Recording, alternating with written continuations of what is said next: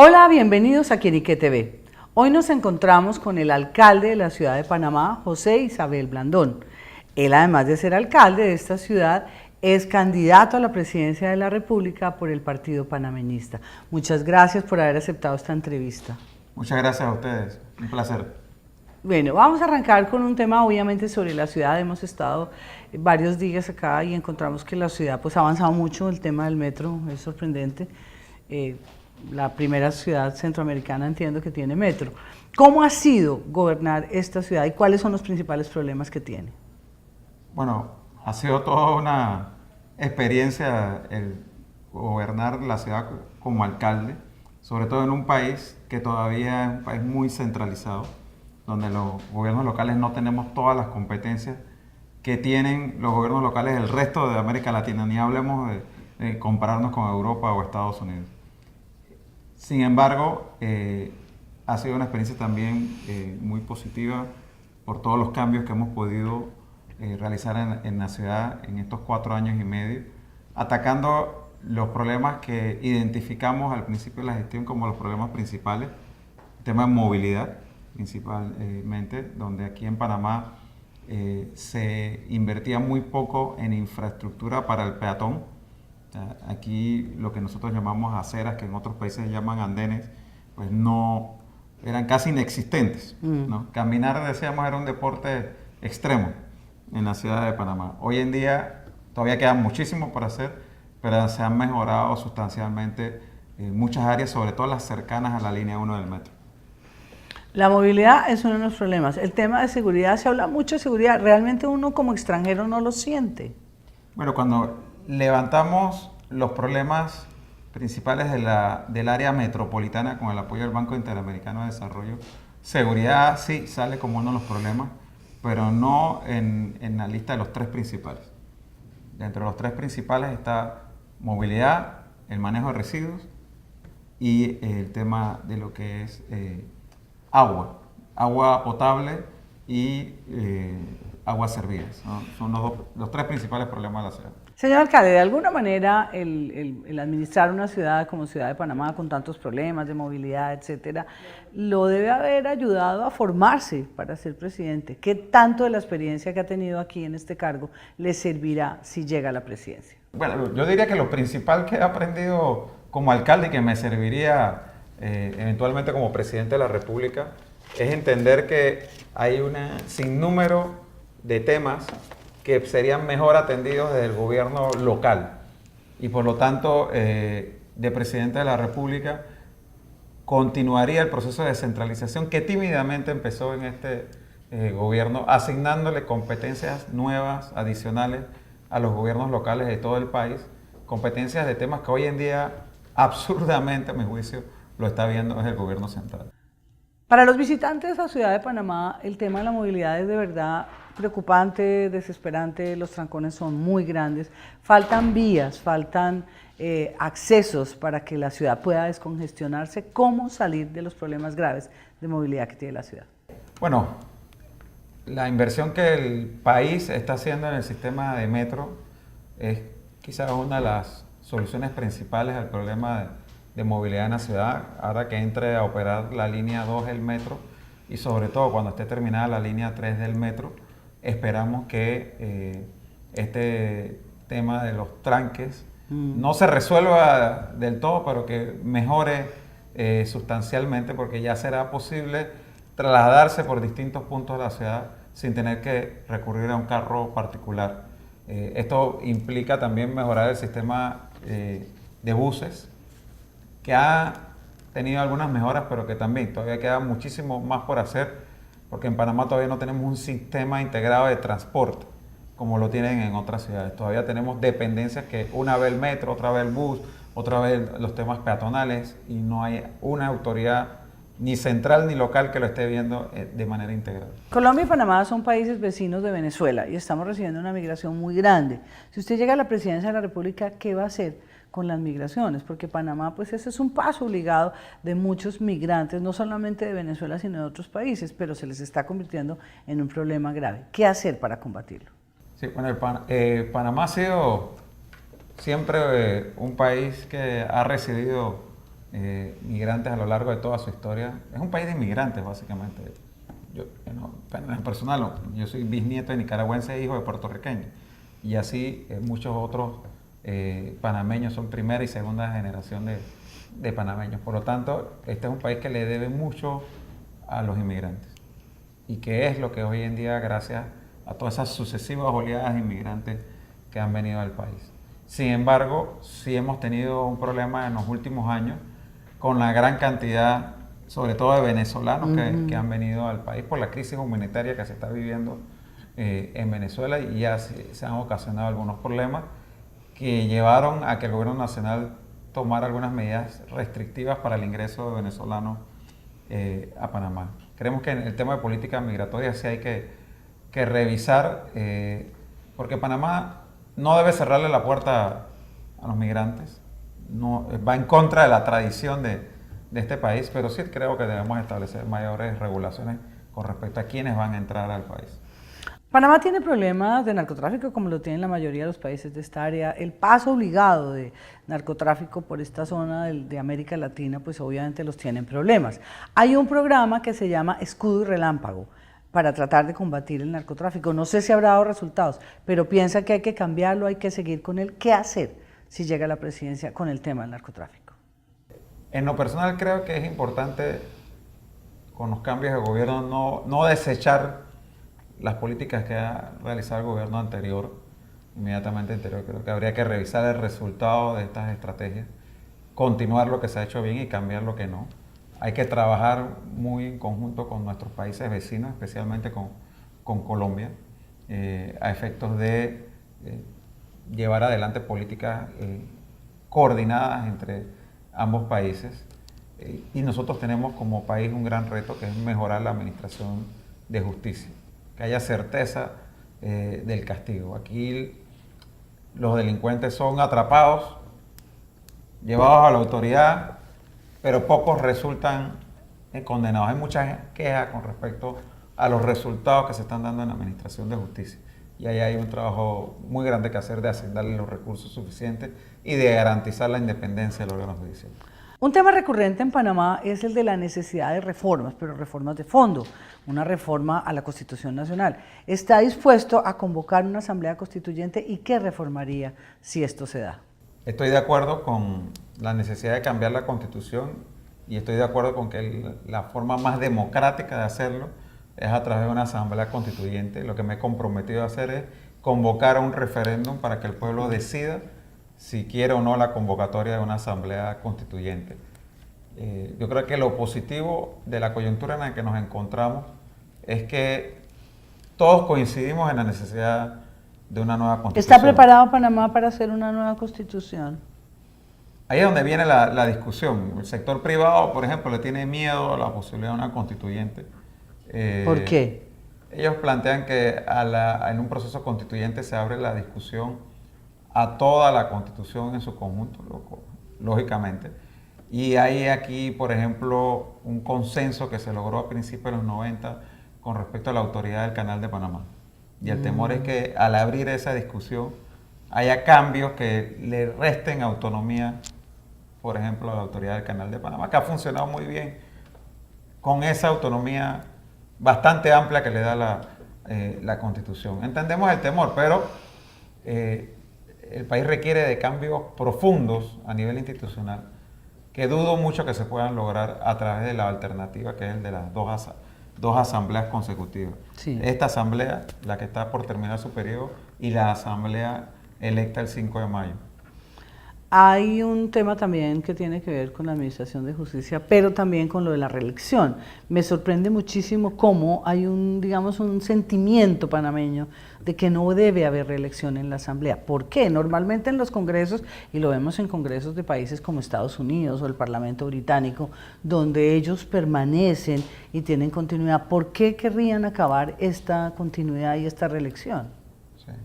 Bueno, en Panamá siempre se ha hablado del tema de la no reelección de los diputados. Sin embargo, en la realidad, elección tras elección, más de la mitad de los integrantes de la Asamblea se renuevan cada elección. En lo personal, yo estoy de acuerdo con la reelección inmediata de diputados, alcaldes y... Usted fue y diputado, representantes. ¿no? Yo fui diputado por varios periodos. ¿Cuántos periodos estuvo? 4 periodos. 4 periodos. Creo que en los países donde hay la no reelección, como es el caso de Costa Rica, se pierde mucha memoria institucional renovando al 100% la institución cada periodo. Pero sí creo que el real problema que causa molestia en una buena parte del electorado panameño son los resultados que da la Asamblea, los escándalos de corrupción en los que se han visto envueltos muchos diputados. Y creo que eso tiene mucho que ver no con el tema de la reelección o no reelección, sino con la forma en que se eligen los diputados. Aquí en Panamá tenemos un sistema de circuitos electorales que son pequeñas circunscripciones y nosotros más bien creemos que debemos ir hacia circunscripciones provinciales, que serán Esa es una circunscripción nacional, la de los diputados.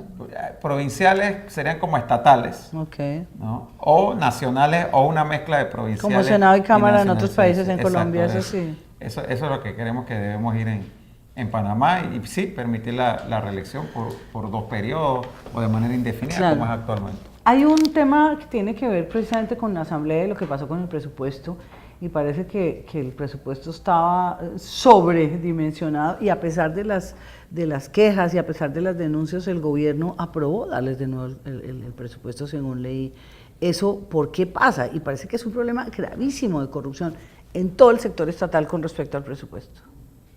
Bueno, a mí me parece que lo que ha ocurrido con la Asamblea Nacional, el presupuesto de la Asamblea Nacional que pasó de 17 millones en el periodo constitucional del 90-94 a 150 millones en este periodo, sin que haya aumentado la cantidad de integrantes de la Asamblea. Que incluso tenían a las familias, que los diputados le daban sueldo a sus familias, amigos, parece que era una cosa vergonzosa. Sí, ¿o no? realmente escandalosa lo que ha ocurrido con el manejo del presupuesto de la Asamblea. Y eso, a nuestro juicio, lo que demuestra es la necesidad no solamente de cambiar las caras o las figuras, sino sobre todo cambiar la misma institucionalidad. ¿Y cómo le Que haya haría los usted? pesos y contrapesos adecuados. Si llega a la presidencia, ¿qué podría hacer? Me imagino que tendría que hacer también una reforma. Y lo primero que pasa con las constituyentes es que la asamblea se cancelan esas elecciones y se convoca una nueva, pero sería la misma, ¿o no? ¿Qué podría hacer usted realmente para renovarla? Bueno, yo creo que lo necesario para tener una asamblea distinta es cambiar la forma en que se escogen a los integrantes de la Lo que asamblea. ya me dijo. Sí, eso yo creo que va a ser un cambio fundamental, de fondo, en cómo va a operar la Asamblea Nacional. Pero también tenemos un país excesivamente presidencialista. Creo que en un cambio constitucional hay que ir hacia un país más descentralizado, donde todas las competencias no estén en manos del presidente de la República. Eso creo que va a equilibrar las fuerzas. Hoy en día tenemos un presidente que se impone sobre la Asamblea Nacional a través del manejo presupuestario. Eso es muy de la latinoamericano, parte, ¿no? Sí. Y luego el órgano judicial que realmente sea un árbitro confiable en las diferencias, ¿no? Y que no lo es hoy en día. Señor alcalde, la Cámara de Comercio, Industria y Agricultura de Panamá ha venido pidiendo recuperar la institucionalidad. Hay un editorial específico que habla de la corrupción y dice, comillas, la falta de credibilidad generalizada nos hace ver como un Estado fallido, donde no existe un clima de seriedad alguna, cierro comillas. ¿Cómo luchar contra esta realidad? Bueno, yo creo que ahí sí creo que la Cámara de Comercio exagera un poco el pronunciamiento. No creo que estemos ante un Estado fallido.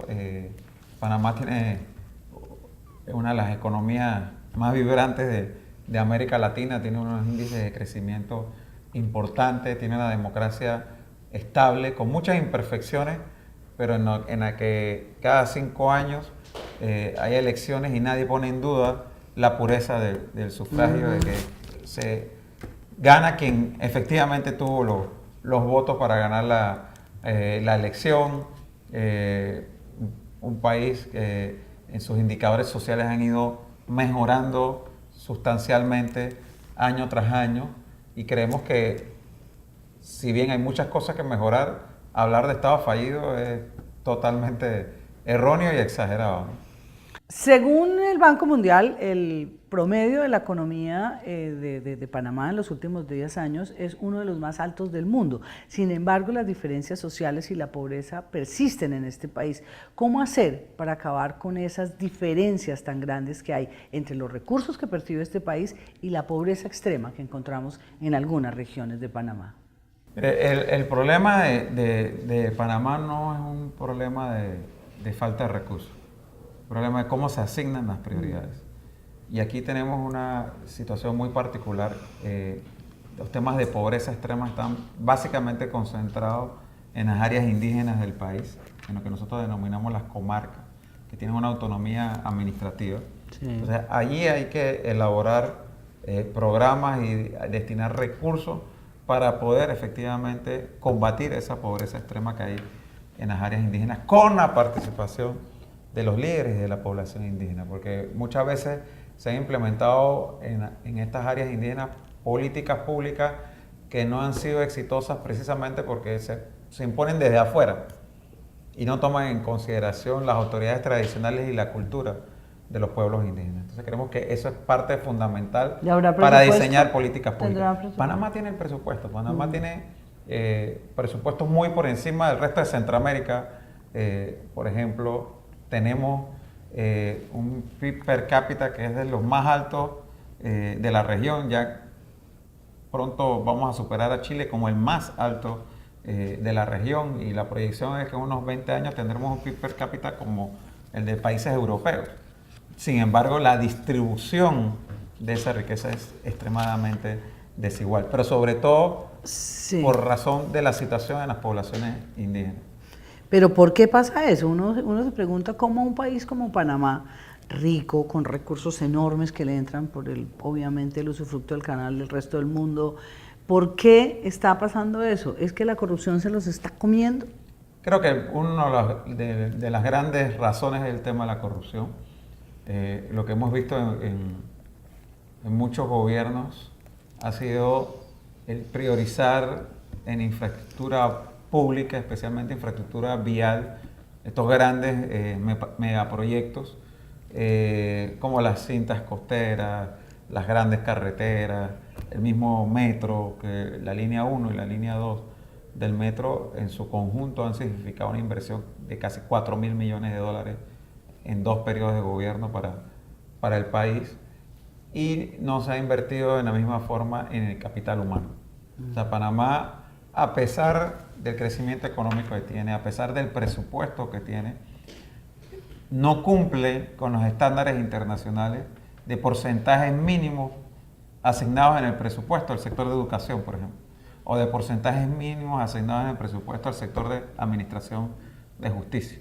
Entonces hay grandes porcentajes destinados a obra civil, pero no... El ser humano se les olvidó. Se quedó atrás el capital humano. Señor alcalde, usted tiene una larga trayectoria política, pero también de rebeldía. En la época de la dictadura, la invasión, usted estuvo encarcelado, tuvo que salir de este país. ¿Qué de esa época, qué de esa rebeldía le queda y qué le serviría para gobernar? Bueno, soy parte de una generación que creció en la lucha contra la dictadura, y que esa lucha por democracia, justicia y libertad, que eran los pronunciamientos de la época, ha marcado nuestra vida y han sido los principios que han guiado mi actuación política. Por eso, en momentos en que, según Latinobarómetro, la mayoría de la población panameña... ¿Latino qué? Latinobarómetro. No, una encuesta que se aplica regionalmente señala que la mayoría de la población panameña le da igual si vivimos en democracia o dictadura, siempre y cuando se resuelvan sus problemas económicos. Un resultado realmente preocupante para nosotros. Por eso, en esta coyuntura en la que algunos piensan, me da igual tener menos democracia si tengo mejor situación económica, para mí es importante que el país vaya en la dirección contraria a ese deseo. Que lo que el país necesita no es menos democracia, el país lo que necesita es más democracia. Que el problema de desigualdad de distribución de la riqueza no es un problema ocasionado por la democracia, sino por las imperfecciones de la democracia. Pero eso que dice usted es muy preocupante, porque eso quiere decir que entonces las cosas no han cambiado, que les da exactamente lo mismo una dictadura que viola derechos humanos a una democracia que no les da lo que necesitan, ¿o no? Así que eso es uno de los grandes retos que tenemos por delante, quienes defendimos la democracia en su momento, quienes creemos que la democracia es el mejor sistema de gobierno, y son esas imperfecciones de las que hemos hablado, la corrupción, una asamblea que no responde realmente a las necesidades de la población, una administración de justicia que no administra justicia de manera imparcial y oportuna. Son esos problemas los que tenemos que superar, pero no con menos democracia, sino con más democracia. ¿Usted se siente preparado? ¿Usted cree que la gente sí lo ve como alguien distinto? Porque usted proviene de una casta política, estuvo en la asamblea 20 años, ¿se siente que realmente la gente lo puede ver como alguien que puede cambiar, como un factor diferente a lo que ha vivido el país? Pero yo creo que en la historia los grandes reformadores han venido siempre del propio sistema que van a reformar. A pesar de haber sido diputado por 20 años y de ser hoy día alcalde, como bien lo señalaste hace un momento, siempre he sido un rebelde. Siempre he sido una figura que se ha manejado con un alto nivel de independencia, a pesar de pertenecer a un partido político, que he tenido mis propias opiniones y las he defendido siempre, y he hecho un gran esfuerzo por ser consecuente. Que usted podrá ver lo que opinaba yo hace 10 años sobre la constituyente, hace 20 años sobre la constituyente, y lo que estoy opinando ahora, y no hay inconsecuencia, no hay cambio de opinión según si estoy en gobierno o estoy en oposición. Yo creo que eso hace la diferencia. Hay un tema que nos compete a los dos países, y no me vea como colombiana, sino como periodista, es el diferendo comercial que tenemos con Panamá, y lleva 8 años. Esa es una de las, como decimos los colombianos, papa caliente, que va a tener que enfrentar el nuevo gobierno. Hay una hoja de ruta trazada por Varela y el presidente Duque en su última reunión. ¿Usted cree que de verdad va a haber una solución a un problema que se está ahondando cada vez más? Mira, yo creo que es importante que haya una solución al problema, y que sea una solución en la que ambos países sintamos que hemos ganado, ¿no? La clásica fórmula ganar, ganar, no que gane uno y pierda el otro. El sector privado panameño siente que Colombia ha tratado injustamente al país, que ha habido fallos de la Organización Mundial del Comercio que Colombia no ha respetado. Y sí hay un clamor creciente dentro del sector privado que el próximo gobierno tome medidas de retorsión contra Colombia en función de esto. Yo no creo que debamos llegar allá, pero sí creo que el diálogo debe llevarnos muy pronto a encontrar una solución.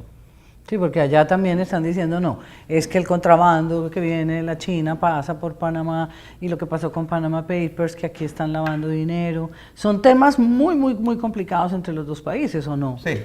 Ahora bien, el tema de Panama Papers se llamó Panamá porque la firma de abogados era panameña, pero la mayoría de las sociedades involucradas en la investigación no eran de Panamá, eran de las Islas Vírgenes Británicas. Y la mayoría de los bancos involucrados no eran los bancos panameños, eran los bancos europeos. Sin embargo, pues fue más conveniente darle el nombre de Panamá porque la firma de abogados involucrada era panameña. Bueno, señor alcalde, ¿por qué no le hace una invitación a sus votantes, a sus posibles electores, para que realmente lo escojan a usted y no a otro como presidente de Panamá? Yo creo que a la hora de depositar el voto el 5 de mayo del 2019, de escoger al próximo gobernante del país, es importante evaluar no solamente las propuestas que haga, que sean propuestas concretas del qué y el cómo, sino también su trayectoria, lo que ha hecho a través de su vida privada y su vida pública, y cómo hay coherencia o no entre lo que propone hacer y lo que ha hecho a lo largo de su vida. Bueno, muy interesante diálogo con uno de los candidatos a la presidencia de Panamá. Esperamos de verdad tenerlo en otra oportunidad, bien sea como candidato ya en la final o como presidente. Quien quita, mucha suerte y muchas gracias por estar en Quién y Qué TV. Lo esperamos de nuevo. Con mucho gusto.